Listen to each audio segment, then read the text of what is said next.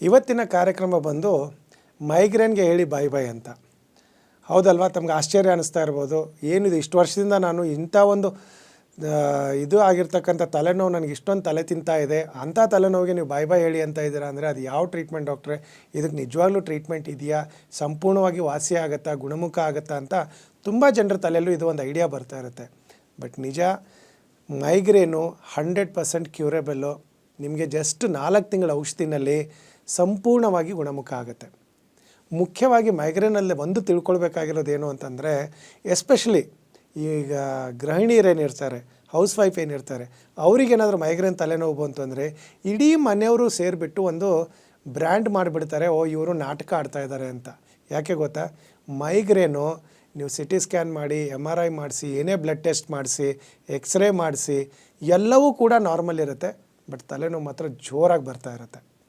ಅದೇ ಈ migraine. So ನಿಮಗೇನಾದರೂ ಎಲ್ಲ ರಿಪೋರ್ಟ್ಸು ನಾರ್ಮಲ್ ಇದೆ ಅಂದರೂ ಕೂಡ ತಲೆನೋವು ಬರ್ತಾ ಇದೆ ಅಂದರೆ, ನೀವು ಈ ವಿಡಿಯೋ ನೋಡ್ತಾ ಇದ್ದರೆ ಕೆಳಗಡೆ ಬರ್ತಾ ಇರ್ತಕ್ಕಂಥ ನಂಬರ್ಗೆ ಒಂದು ಸರಿ ಫೋನ್ ಮಾಡಿ. ನಿಮ್ಮ ಮೈಗ್ರೇನು 120 ಡೇಸ್ ಮೆಡಿಸಿನು, ಜಸ್ಟ್ 4 ತಿಂಗಳಲ್ಲಿ 100% ಕಂಪ್ಲೀಟಾಗಿ ವಾಸಿ ಆಗುತ್ತೆ. ಸೊ ಹೆದರ್ಕೊಳ್ಳೋದು ಬೇಡ. ಬಟ್ ಏನು ಅಂದರೆ ಒಂದು ಸ್ವಲ್ಪ ಡೀಟೇಲಾಗಿ ತಿಳ್ಕೊಳ್ಳೋಣ, ಇದು ಮೈಗ್ರೇನ್ ಅಂದರೆ ಏನು ಅಂತ. ಯಾಕಂದ್ರೆ ತುಂಬ ಜನಕ್ಕೆ migraine, sinus headache, stress headache, ಆಮೇಲೆ ಇಂಜುರಿ ಆಗಿರೋ ಹೆಡ್ಡೇಕು ಅಥವಾ ಟ್ಯೂಮರ್ ಇರೋದಕ್ಕೆ ಹೆಡ್ಡೇಕಿಗೂ ಡಿಫ್ರೆನ್ಸ್ ಏನೂ ಗೊತ್ತಾಗಲ್ಲ. ಬಟ್ ಮೈಗ್ರೇನಲ್ಲಿ ತುಂಬ ಇಂಪಾರ್ಟೆಂಟ್ ಇರೋದು, ಯಾವಾಗೂ ಮೈಗ್ರೇನಲ್ಲಿ ಒಂದು ಸೈಡ್ ತಲೆನೋವು ಬರುತ್ತೆ, ಬಟ್ ಕೆಲವೊಬ್ಬರಿಗೆ 2 ಸೈಡ್ ಬರುತ್ತೆ. ತಲೆನೋವು ಬಂದಾಗೆ, ಮೈಗ್ರೇನಲ್ಲಿ ತಲೆನೋವು ಬಂದಾಗೆ ಲೈಟ್ ನೋಡೋಕ್ಕಾಗೋದಿಲ್ಲ, ಸೌಂಡ್ ಕೇಳಿಸ್ಕೊಳ್ಳೋಕ್ಕಾಗಲ್ಲ. ಇದು ಏನಾದರೂ ಇತ್ತು ಅಂತಂದರೆ ನಿಮಗೆ 100% ಮೈಗ್ರೇನ್ ಇದೆ ಅಂತ. ಜೊತೆಗೆ ಈ ಲೈಟು ನೋಡೋಕ್ಕಾಗಲ್ಲ, ಸೌಂಡು ಕೇಳಿಸ್ಕೊಳ್ಳೋಕ್ಕಾಗಲ್ಲ, ಒಂದು ಸೈಡ್ ಇದೆ, ಕೆಲವೊಂದು ಸರಿ 2 ಸೈಡ್ ಬರ್ತಾಯಿದೆ. ಜೊತೆಗೆ ವಾಂತಿ ಬಂದಂಗೆ ಆಗೋದು, ನಾಸಿಯಾ ಅಥವಾ ವಾಮಿಟಿಂಗ್ ಆಗೋದು, ವಾಮಿಟ್ ಮಾಡಿದ ಮೇಲೆ, ವಾಂತಿ ಮಾಡಿದ ಮೇಲೆ ತಲೆನೋವು ಕಡಿಮೆ ಆಯಿತು ಅಂದರೆ 100% ಮೈಗ್ರೇನ್. ಸೊ ವಾಂತಿ ಆಗಲೇಬೇಕು ಅಂತೇನಿಲ್ಲ, ವಾಂತಿ ಬಂದಂಗೆ ಆಗಿದ್ರೂ ಕೂಡ ಅದು ಮೈಗ್ರೇನ್. ಸೊ ಬಟ್ ನೋಡ್ತಾ ಇರೋರು ಪ್ಲೀಸ್, ಮನೇಲಿ ಯಾರಾದರೂ ನಿಮಗೆ ಇವರು ಡ್ರಾಮಾ ಮಾಡ್ತಾಯಿದ್ದಾರೆ ಅಂದರೆ ಈ ವಿಡಿಯೋ ತೋರಿಸಿ. ಯಾಕಂದರೆ ಏನೇ ಟೆಸ್ಟ್ ಮಾಡಿಸಿ ಎಲ್ಲ ನೆಗೆಟಿವ್ ಇರುತ್ತೆ, ತಲೆನೋವು ಮಾತ್ರ ತುಂಬ ಜೋರಾಗಿರುತ್ತೆ. ಯಾಕೆಂದರೆ ಸುತ್ತಿಗೆ ತೊಗೊಂಡು ಹೊಡೆದಂಗೆ ಇರುತ್ತೆ ತಲೆನೋವು. ಅದನ್ನು ನಾವು ಮೈಗ್ರೇನ್ ಅಂತ ಹೇಳ್ತೀವಿ. ಸೊ ಅದಕ್ಕೆ ಅಂತಲೇ ನಾವು ಶತಾಯುನಲ್ಲಿ ತುಂಬಾ ರಿಸರ್ಚ್ ಮಾಡಿಬಿಟ್ಟು ಮೈಗ್ರೇನ್ಗೆ 4 ತಿಂಗಳದ ಔಷಧಿ ತಂದಿದ್ದೀವಿ, ಸಂಪೂರ್ಣವಾಗಿ ಗುಣಮುಖ ಆಗುತ್ತೆ. ಸೊ ಮೈಗ್ರೇನ್ ಬಗ್ಗೆ ಒಂದು ಸ್ವಲ್ಪ ಡೀಟೇಲಾಗಿ ಹೇಳ್ತೀನಿ. ಆವಾಗ ಹೇಳಿದೆ ಮೈಗ್ರೇನು ಸಿಮ್ಟಮ್ಸ್ ಏನೇನಿರುತ್ತೆ ಅಂತ. ಒಂದು ಸೈಡ್ ಹೆಡ್ಡೇಕ್ ಬರೋದು ಅಥವಾ 2 ಕಡೆ ಬರೋದು, ಬಂದಾಗೆ ಲೈಟ್ ನೋಡೋಕ್ಕಾಗಲ್ಲ, ಸೌಂಡ್ ಕೇಳ್ಕೊಳ್ಳೋಕ್ಕಾಗಲ್ಲ, ವಾಂತಿ ಬಂದಂಗೆ ಆಗೋದು, ಕೆಲವೊಂದು ಸರಿ ವಾಂತಿ ಬರುತ್ತೆ, ವಾಂತಿ ಮಾಡಿದಾಗೆ ಸ್ವಲ್ಪ ತಲೆನೋವು ಕಡಿಮೆ ಆಗೋದು, ಇದೆಲ್ಲ ಸಿಮ್ಟಮ್ಸ್ ಇದ್ದರೆ 100% ಮೈಗ್ರೇನ್ ಇದೆ ಅಂತ. ಜೊತೆಗೆ ಮೈಗ್ರೇನ್ ಯಾಕೆ ಬರುತ್ತೆ, ಯಾರಿಗೆ ಬರುತ್ತೆ, ಆಮೇಲೆ ಎಷ್ಟು ವರ್ಷದವರಿಗೆ, ಏಜ್ ಅವರಿಗೆ ಬರುತ್ತೆ, ಯಾವ ಏಜ್ ಆದಮೇಲೆ ಮೈಗ್ರೇನ್ ಸ್ಟಾಪ್ ಆಗುತ್ತೆ, ಅದೆಲ್ಲ ಡೀಟೇಲಾಗಿ ಹೇಳ್ತೀನಿ. ನೋಡಿ, ತಾವು ಮೈಗ್ರೇನಲ್ಲಿ ಅಬ್ಸರ್ವ್ ಮಾಡಿರ್ಬೋದು, ಟೈಮಿಗೆ ಊಟ ಮಾಡದೇ ಇದ್ದರೆ, ಸ್ವಲ್ಪ ತಿಂಡಿ ತಿನ್ನೋದು ಲೇಟ್ ಆದರೆ, ಮಧ್ಯಾಹ್ನ ಊಟ ಮಾಡೋದು ಲೇಟ್ ಆದರೆ, ಅಥವಾ ಸಾಯಂಕಾಲ ಏನಾದರೂ ತಿಂಡಿ ತಿನ್ನಲಿಲ್ಲ, ಅಥವಾ ರಾತ್ರಿ ಊಟ ಲೇಟ್ ಆಯಿತು, ಮಲಗಲಿಲ್ಲ ಸರಿಯಾಗಿ ಅಂತಂದರೆ ತಲೆನೋವು ಬರುತ್ತೆ. ಜೊತೆಗೆ ಯಾವುದಾದ್ರೂ ಅಗರಬತ್ತಿ ಹಚ್ಚಿದರೆ ಅಥವಾ ಯಾರಾದರೂ ಪರ್ಫ್ಯೂಮ್ ಹಾಕ್ಕೊಂಡ್ರೆ, ಸುಗಂಧ ದ್ರವ್ಯಗಳು ಹಾಕ್ಕೊಂಡ್ರೆ, ಅದೆಲ್ಲ ನೀವು ಸ್ಮೆಲ್ ನೋಡ್ತಾ ಇದ್ದಂಗೆ ನಿಮಗೆ ತಲೆನೋವು ಜೋರಾಗಿ ಬರುತ್ತೆ. ಆಮೇಲೆ ಟ್ರಾವೆಲಿಂಗ್ ಮಾಡಿದರೆ, ಬಸ್ಸಲ್ಲೋ, ಕಾರಲ್ಲೋ, ಬೈಕಲ್ಲಿ ಸ್ವಲ್ಪ ಟ್ರಾವೆಲಿಂಗ್ ಮಾಡ್ತು ಅಂತಂದ್ರೂ ಕೂಡ ತಲೆನೋವು ಬರುತ್ತೆ. ಸೊ ಇದೆಲ್ಲದರಿಂದ ನಿಮ್ಗೆ ಏನಾದರೂ ತಲೆನೋವು ಬರ್ತಾಯಿದ್ರೆ, ಪ್ಲಸ್ ಈಗ ಮುಂಚೆ ಹೇಳ್ದಂಗೆ ಏನಾದ್ರು ಸಿಮ್ಟಮ್ಸ್ ಇದ್ದರೆ ನಿಮಗೆ ಮೈಗ್ರೇನ್ ಇದೆ. ಸೊ ಈ ಮೈಗ್ರೇನ್ ಇದ್ದರೆ ಹೆದರ್ಕೊಳ್ಳೋದು ಬೇಕಾಗಿಲ್ಲ. ಯಾಕಂದ್ರೆ ತಾವು ನೋಡಿರ್ಬೋದು, ಮೈಗ್ರೇನ್ ಬಂದಾಗೆಲ್ಲ ಎಷ್ಟೊಂದು ಜನ ಮೆಡಿಸಿನ್ನ ಹಾಕ್ಕೊಳ್ತಾರೆ, ನೋವಿನ ಮಾತ್ರೆಗಳು ಹಾಕ್ತಾ ಇರ್ತಾರೆ. ಕೆಲವೊಬ್ಬರು ತಡ್ಕೊಳ್ಳೋರೋರು ತಡ್ಕೊಳ್ತಾರೆ. ಬಟ್ ನೋವಿನ ಮಾತ್ರೆ ತೊಗೊಂಡಾಗ ಒಂದು ತುಂಬ ಡ್ರಾಸ್ಟಿಕ್ ಸೈಡ್ ಎಫೆಕ್ಟ್ ಅಂದರೆ, ನೋವಿನ ಮಾತ್ರೆದ ಸೈಡ್ ಎಫೆಕ್ಟೇ ಮೈಗ್ರೇನ್ ಅಗೇನ್. ಮಾತ್ರೆ ತೊಗೊಂಡಾಗೇನೋ ನೋವು ಕಡಿಮೆ ಆಗುತ್ತೆ, ಮೈಗ್ರೇನ್ ತಲೆನೋವು ಕಡಿಮೆ ಆಗುತ್ತೆ. ಬಟ್ ಆ ಮಾತ್ರೆ ಏನು ತೊಗೊಂಡಿರ್ತೀರಲ್ವ, ಅದರ ಅಡ್ಡ ಪರಿಣಾಮನೇ ಮತ್ತೆ ಮೈಗ್ರೇನು ಇನ್ಕ್ರೀಸ್ ಆಗ್ತಾ ಹೋಗುತ್ತೆ. ಅದಕ್ಕೆ ಒಂದು ಸರಿ ಮೈಗ್ರೇನ್ ಬಂತು, ನೀವು ನೋವಿನ ಮಾತ್ರೆ ತೊಗೊಳ್ತಾ ಇದ್ದರೆ ಮತ್ತೆ ಮತ್ತೆ ಬರ್ತಾನೆ ಹೋಗುತ್ತೆ ಹೊರತು ಕಡಿಮೆ ಆಗಲ್ಲ. ಬಟ್ ನಾವು ಶತಾಯುನಲ್ಲಿ ಹಾಗಲ್ಲ. ಮೈಗ್ರೇನು ಸಂಪೂರ್ಣವಾಗಿ ಹೇಗೆ ಗುಣ ಮಾಡೋದು ಅಂತಲೇ ನಾವು ಈಗ ನಿಮ್ಗೊಂದು ಸ್ವಲ್ಪ ಡೀಟೇಲಾಗಿ ಹೇಳ್ತೀನಿ. ಮೈಗ್ರೇನ್ ಯಾಕೆ ಬರುತ್ತೆ ಫಸ್ಟ್ ತುಂಬ ಇಂಪಾರ್ಟೆಂಟು. ಆವಾಗ ಹೇಳಿದೆ, ಟೈಮ್ಲಿ ಊಟ ಮಾಡಿಲ್ಲ, ಟ್ರಾವೆಲಿಂಗ್ ಮಾಡಿದರೆ, ಪರ್ಫ್ಯೂಮ್ ಎಲ್ಲ ಹಾಕ್ಕೊಂಡ್ರೆ ಅದರಿಂದ ಎಲ್ಲ, ಅಥವಾ ಬೇರೆಯವ್ರು ಪರ್ಫ್ಯೂಮ್ ಹಾಕ್ಕೊಂಡ್ರೂ ಕೂಡ ತಮಗೆ ತಲೆನೋವು ಬರುತ್ತೆ. ಪ್ಲಸ್ ಅದರಲ್ಲಿ ಏನೇನು ಸಿಮ್ಟಮ್ಸ್ ಇರುತ್ತೆ ಅಂತ ಹೇಳಾಯಿತು. ಮುಖ್ಯವಾಗಿ ಮೈಗ್ರೇನ್ ಯಾಕೆ ಬರುತ್ತೆ? ಒಂದಿದೆ, ಬಾಡಿನಲ್ಲಿ ಯಾವಾಗ ಆ್ಯಸಿಡ್ ಆಲ್ಕಲಿ ಇಂಬ್ಯಾಲೆನ್ಸ್ ಆಗುತ್ತೆ ಅಂದರೆ ಆ್ಯಸಿಡಿಕ್ ಲೆವೆಲ್ ಇನ್ಕ್ರೀಸ್ ಆಯಿತು ಅಂದ ತಕ್ಷಣ ಮೈಗ್ರೇನ್ ಆಗುತ್ತೆ. ಸಿಂಪಲ್ ನಿಮಗೆಲ್ಲ ಅರ್ಥ ಆಗಬೇಕು ಅಂದರೆ ಗ್ಯಾಸ್ಟ್ರಿಕ್, ನೀವು ನೆನ್ಪಿಟ್ಕೊಳ್ಳಿ, ಗ್ಯಾಸ್ಟ್ರಿಕ್ ಪ್ರಾಬ್ಲಮ್ ಜಾಸ್ತಿ ಇರೋರಿಗೆ ಮೈಗ್ರೇನ್ ಇರುತ್ತೆ. ಇದೇನು ಡಾಕ್ಟ್ರ್ ಒಳ್ಳೆ ಗ್ಯಾಸ್ಟ್ರಿಕ್ಕಿಗೂ ಮೈಗ್ರೇನ್ಗೂ ಏನು ಸಂಬಂಧ, ಅದು ಹೊಟ್ಟೆಲಿರೋದು ಇದು ಯಾಕೆ ತಲೆಗೆ ಅಂತ ನೋಡಿ. ಅದನ್ನೇ ಹೇಳಿದ್ದು ನಾನು, ಆ್ಯಸಿಡ್ ಆಲ್ಕಲಿ ಇಂಬ್ಯಾಲೆನ್ಸ್ ಆದಾಗೆ ಮೈಗ್ರೇನ್ ಬರುತ್ತೆ. ಯಾವಾಗ ನಿಮ್ಮಲ್ಲಿ ಆ್ಯಸಿಡಿಕ್ ಲೆವೆಲ್ ಇನ್ಕ್ರೀಸ್ ಆಗುತ್ತೆ, ಏನಾಗುತ್ತೆ ಅಂದರೆ ಹೊಟ್ಟೆನಲ್ಲಿ every 4 hours almost 4 litres hydrochloric acid release ಆಗ್ತಾ ಇರುತ್ತೆ. ಹೈಡ್ರೋಕ್ಲೋರಿಕ್ ಆ್ಯಸಿಡ್ ಅಂದರೆ ಈಗ ತಾವು ನೋಡಿರ್ಬೋದು, ಯಾರೋ ಹುಡುಗಿ ಮೇಲೆ ಒಂದು ಆ್ಯಸಿಡ್ ಎಸ್ದುಬಿಟ್ಟು ಹೋದ, ಅಥವಾ ಹುಡುಗನ ಮೇಲೆ ಆ್ಯಸಿಡ್ ಹಾಕಿದ್ಲು, ಅವಳ ಮುಖ ಸುಟ್ಟೋಯ್ತು ಅಂತಾರಲ್ಲ, ಅಷ್ಟು ಸ್ಟ್ರಾಂಗ್ ಇರೋ gastric juice hydrochloric acid secretion ಆಗ್ತಾ ಇರುತ್ತೆ ಹೊಟ್ಟೆನಲ್ಲಿ.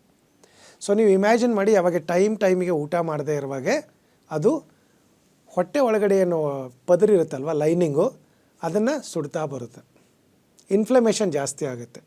ಗ್ಯಾಸ್ಟ್ರಿಕ್ ಲೈನಿಂಗ್ ಏನಿರುತ್ತೆ ಅದರಲ್ಲಿ ಇನ್ಫ್ಲಮೇಷನ್ ಆಗ್ತಾ ಹೋಗುತ್ತೆ. ಅಲ್ಲಿ ಏನು ನರಗಳಿದೆ ಅಲ್ವಾ, ಆ ನರಗಳ ಬ್ರೈನಿಗೆ ಡೈರೆಕ್ಟ್ ಕನೆಕ್ಷನ್ ಇದೆ. ಸೊ ನೀವು ಊಟ ಸರಿ ಮಾಡಲಿಲ್ವಾ, ಟೈಮಿಗೆ ಮಾಡಲಿಲ್ವಾ, ತುಂಬ ಖಾರ ತಿಂದಿದ್ದೀರಾ, ಹುಳಿ ತಿಂದಿದ್ದೀರಾ, ಮಸಾಲೆ ಪದಾರ್ಥ ತಿಂದಿದ್ದೀರಾ, ನೀರು ಸರಿಯಾಗಿ ಕುಡಿತಾ ಇಲ್ಲ, ನಿದ್ರೆ ಚೆನ್ನಾಗಿ ಆಗ್ತಾಯಿಲ್ಲ, ಟ್ರಾವೆಲ್ ಜಾಸ್ತಿ ಮಾಡ್ತಾ ಇದ್ದೀರಾ, ಇನ್ಫ್ಲಮೇಷನ್ ಆಗಿಬಿಟ್ಟು ಮೈಗ್ರೇನ್ ಟ್ರಿಗರ್ ಆಗುತ್ತೆ.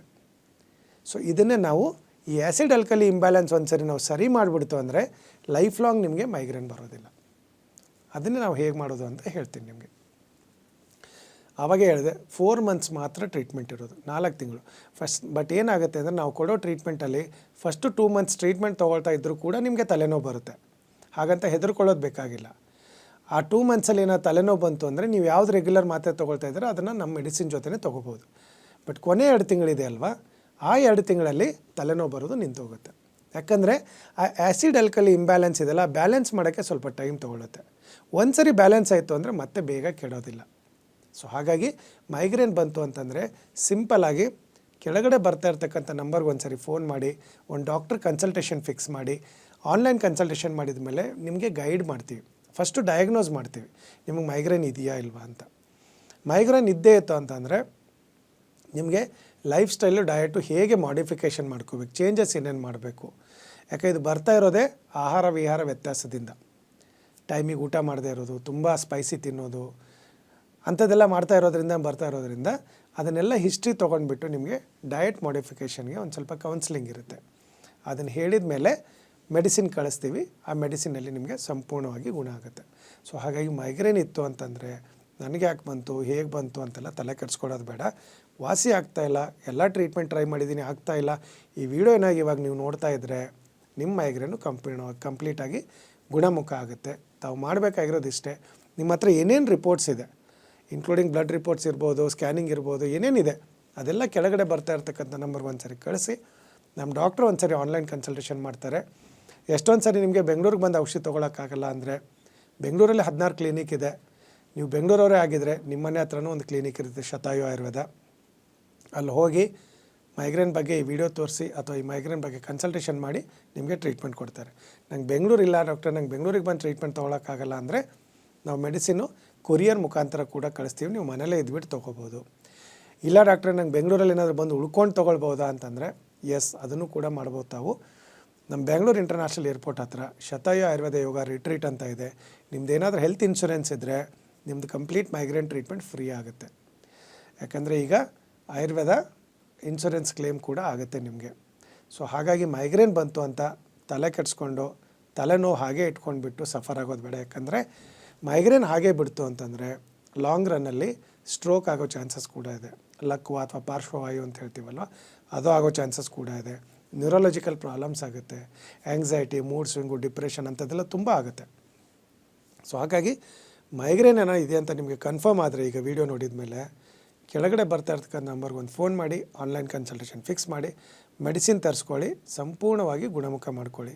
ಆಮೇಲೆ ಕೆಲವೊಬ್ರು ಅಂದ್ಕೊಳ್ತಾರೆ ಡಾಕ್ಟರ್ ಮೈಗ್ರೇನು ಆಮೇಲೆ ಇದೊಂದು ಸೈನಸ್ ಹೆಡ್ಡೇಕು, ಸ್ಟ್ರೆಸ್ ಹೆಡ್ಡೇಕಿಗೂ ಡಿಫ್ರೆನ್ಸ್ ಹೇಗಾಗುತ್ತೆ ಅಂತ ನೋಡಿ. ಮೈಗ್ರೇನ್ ಹೆಡ್ಡೇಕಲ್ಲಿ ಏನಾಗುತ್ತೆ, ಹಣೆಯ ಮೇಲೆ ಭಾಗದಲ್ಲಿ ರೈಟೋ ಲೆಫ್ಟೋ ಬರುತ್ತೆ, ಅಥವಾ ಕೆಲವೊಂದು ಸರಿ ಎರಡೂ ಕಡೆ ಬರೋ ಚಾನ್ಸಸ್ ಇರುತ್ತೆ.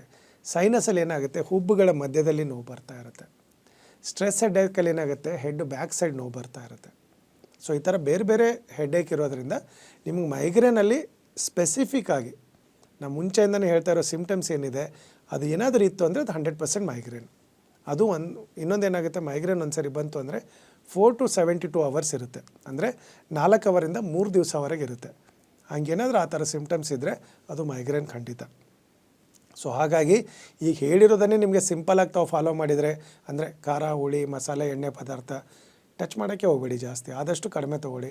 ಟೀ ಕಾಫಿ ಮುಟ್ಟಂಗೆ ಇಲ್ಲ ಮೈಗ್ರೇನ್ ಇರೋರು. ನಿದ್ರೆ ಸರಿ ಮಾಡಿ. ಲಾಂಗ್ ಜರ್ನಿ ಹೋಗಬೇಕಾದ್ರೆ ಸ್ವಲ್ಪ ಊಟ ಟೈಮಿಗೆ ಮಾಡಿ. ಯಾಕೆ ಎಷ್ಟೊಂದು ಕಡೆ ಏನಾಗುತ್ತೆ, ಬಸ್ಸಲ್ಲೆಲ್ಲೋ ಜರ್ನಿ ಮಾಡ್ತಾ ಇರ್ತೀರ, ಅದು 1-1:30 ಎಲ್ಲೂ ನಿಲ್ಲಿಸಲ್ಲ, ಇನ್ನೆಲ್ಲೋ 3 ಗಂಟೆಗೆ ನಿಲ್ಲಿಸ್ತಾರೆ. ಬಂತು ಅಂದರೆ ಮೈಗ್ರೇನ್ ಶುರು ಆಗುತ್ತೆ. ಸೊ ಇಂಥದ್ದೆಲ್ಲ ಒಂದು ಸ್ಮಾಲ್ ಚೇಂಜಸ್ ಮಾಡಿ, ಚೆನ್ನಾಗಿ ನೀರು ಕೊಟ್ಕೊಂಡು ಒಂದು ದಿನ 1 ಅವರ್ ವಾಕ್ ಮಾಡಿ, ಒಳ್ಳೆ ನಿದ್ರೆ ಮಾಡಿ, ಒಳ್ಳೆ ಫುಡ್ ಕಂಟ್ರೋಲ್ ಮಾಡಿದರೂ ಕೂಡ ಮೈಗ್ರೇನ್ ಕಂಟ್ರೋಲ್ ಬರುತ್ತೆ. ತುಂಬ ವರ್ಷದಿಂದ ಇದೆ, ಏನು ಔಷಧಿ ತೊಗೊಂಡ್ರೂ ಕಡಿಮೆ ಆಗ್ತಾಯಿಲ್ಲ ಅಂದರೆ ಈ ನಂಬರ್ಗೆ ಒಂದು ಸರಿ ಕನ್ಸಲ್ಟೇಷನ್ ಫಿಕ್ಸ್ ಮಾಡ್ಕೊಳ್ಳಿ, ಮೈಗ್ರೇನ್ನ ಗುಣಮುಖ ಮಾಡ್ಕೊಳ್ಳಿ.